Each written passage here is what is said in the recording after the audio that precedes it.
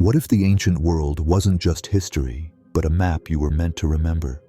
Long before modern civilization claimed progress, the mystics of Kemet, what you now call Egypt, understood something so powerful it had to be buried.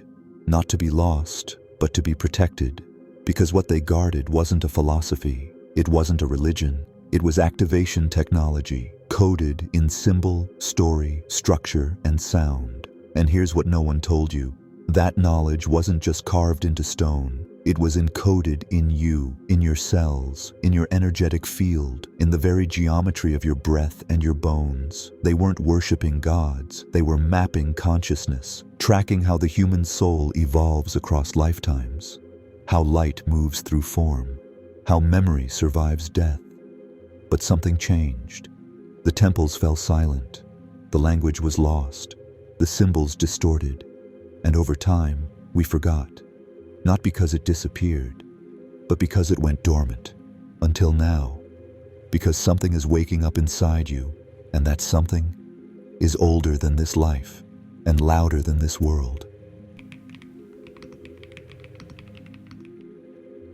They didn't hide the truth because it was dangerous. They hid it because you weren't ready, not just you individually. We, as a collective, weren't vibrationally stable enough to hold it.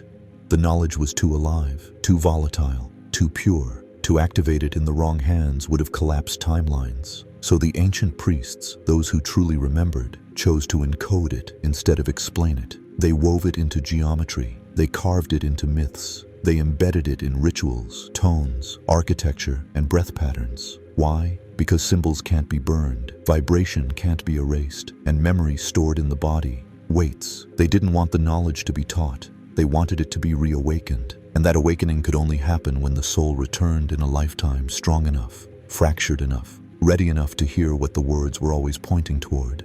This is that lifetime. You felt it. The pull to symbols you don't understand. The resonance with temples you've never visited. The sense that the myths are speaking directly to you, as if some part of you remembers how it ends. That's not fantasy. It's recall. The knowledge wasn't lost. It was placed on delay. And the key to unlock it was always inside your field. The reason you're drawn to this path now, to this mystery, to this inner movement, is because your signal finally matches the code. And when the frequency aligns, the knowledge doesn't teach you, it reminds you. They told you your body is flesh, that it's biology, muscle, nerves, bone. But the ancients knew better. To them, the body was a temple, not in metaphor, but in architecture, a living pyramid, an energetic gateway, a vessel built to receive and transmit light-coded memory. And at the center of this design, a mechanism, not mechanical, but energetic, subtle, silent, sleeping until the right moment. You've heard its names whispered: the Eye of Horus, the Jed Pillar, the Ka and Ba, the Merkaba. These weren't myths. They were maps of your internal technology, your pineal gland, the ancient seat of the soul, your spine, the Jed, the stabilizer of energy, your breath, the activator, your memory, the trigger. Because encoded within your DNA is a vibrational archive, fragments of the original knowledge passed down through blood, trauma, and soul contracts. You were never meant to study the sacred texts like books. You were meant to feel them activate inside you. That tightness in your chest when you see an ankh, that electricity in your crown when you hear a specific tone, that sensation in your gut when a line of ancient text hits you like truth you forgot you knew. These are not coincidences, they're initiations, and every night you dream, every moment you pause, every breath you take with intention, you send a signal through the temple that is your body. I'm ready to remember, and the mechanism begins to stir, not because you force it, because it finally recognizes its host. If you've felt this activation building inside you, quiet, strange, familiar, subscribe and hit the bell, because the temple is waking up, and the next chamber is already waiting. History is not just edited, it's engineered. The Egypt you were taught in school, pharaohs, tombs, pyramids as monuments to ego, wasn't Egypt. It was a disguise. Because the true Kemet was never a civilization. It was a frequency state, a living school for multidimensional beings, a center of initiations, not for power, but for alignment with the universal source code. And the story they erased? That human beings weren't evolving toward the divine. We were descending from it. You weren't meant to become higher. You were meant to remember that you already are. The ancient Egyptians didn't view life as linear. They saw it as layered, simultaneous incarnations playing out in a field of conscious potential. Your body was your current avatar, but your essence was timeless. And the temples? They were tech, each one designed to unlock a specific energetic sequence inside you. The Temple of Luxor, mapped to the human skeleton. The pyramids, aligned to stellar gateways. The Book of the Dead, a user manual for soul navigation. But colonizers couldn't control awakened beings. They couldn't enslave those who remembered. So the knowledge was buried under literal sand and metaphorical disinformation. And you were told to look for God outside, to seek truth in texts instead of within your breath, to worship the stone instead of decode its shape. But the stones still hold charge. The symbols still emit frequency. And now, with your field shifting, they're beginning to speak again.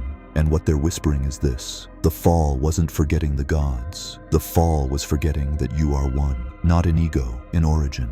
And as the planetary frequency rises and your system begins to vibrate above the noise, the ancient story reboots, not as information, but as identity, not something you study, something you become.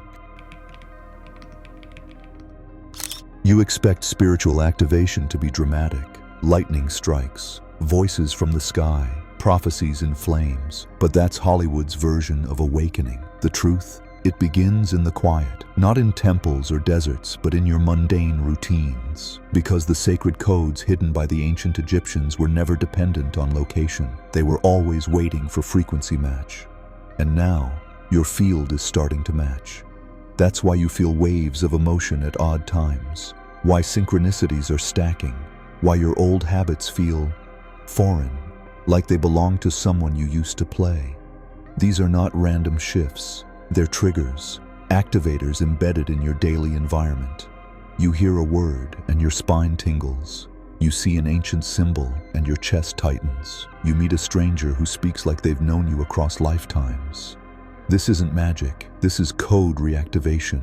Every sacred archetype from Kemet, Isis, Thoth, Osiris, Horus was more than a myth. Each one is an energetic blueprint, a frequency that reflects something already inside you.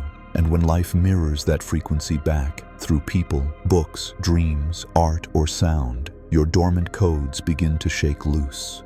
The energy that once powered temples is now running through your nervous system. That's why you feel exhausted after certain dreams. That's why some meditations leave you buzzing. That's why you're being pulled away from surface conversations and into silence, symbolism, and depth. You're not disconnecting, you're reorienting. The codes are calling you home, and they're not waiting for a perfect version of you. They're responding to your willingness to listen. So pause, feel.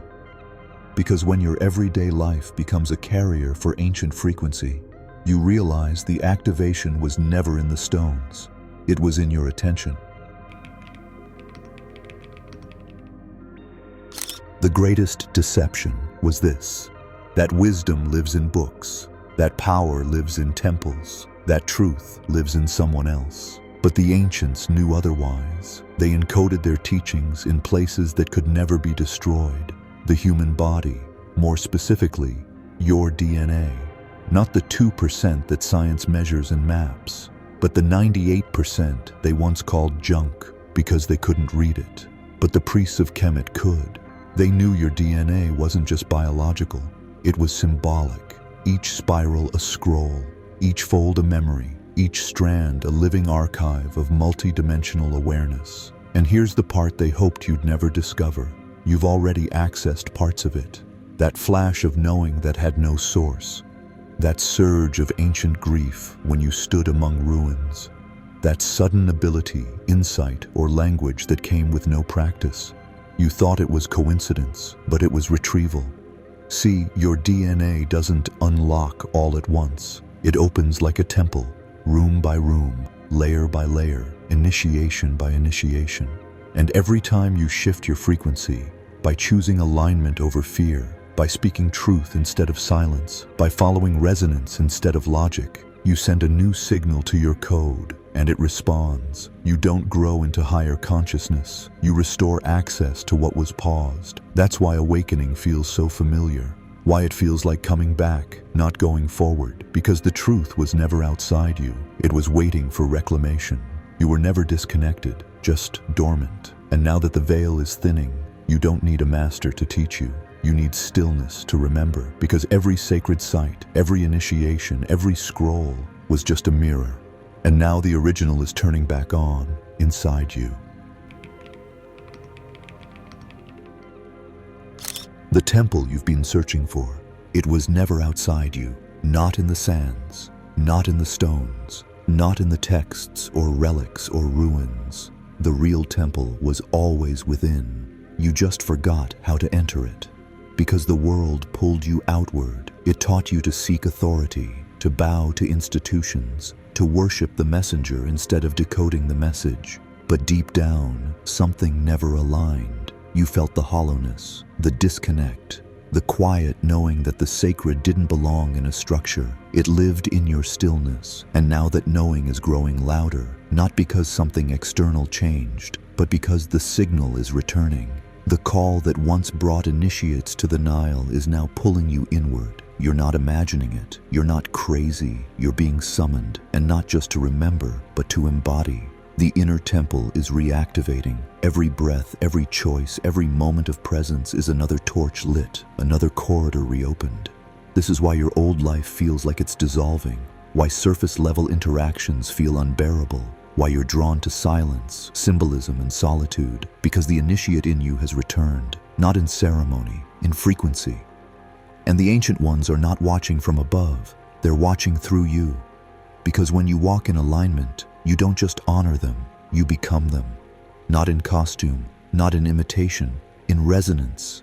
Because the real lineage was never genetic. It was vibrational. And when your field stabilizes at that level, you don't need to ask what your purpose is anymore. You remember it in your bones. And now you carry it forward, not as a seeker, but as a living scroll. This was never just about Egypt, not about pyramids or gods, not even about remembering the past. This was a handoff, across lifetimes, across bloodlines, across collapses and rebirths. A frequency was carried, not through history books, but through people like you. You weren't drawn to this by accident. You didn't stumble across these teachings. You were called back into the current, because the lineage was never meant to end. It was meant to hide inside you until you were ready to carry it consciously. And now you are. You don't need robes or rituals. You don't need temples of stone, because the real initiation already happened when you decided to remember. And now the question isn't, what did Egypt know? The question is, now that the knowledge is awake in you, what reality will you build with it? Because the ancient ones didn't pass the codes down to be admired. They passed them down to be activated. By walking as truth, by speaking from center, by moving through the world as a stabilizer of clarity in a time of collapse. That's not philosophy, that's legacy, and now it lives in your breath. So the final ritual is not an external ceremony. It's a question that echoes through your field until your life becomes its answer. What sacred knowledge is awakening in you now that the world isn't ready for, but desperately needs? Drop it in the comments, because someone else is holding the same flame, and they might remember when they see your fire.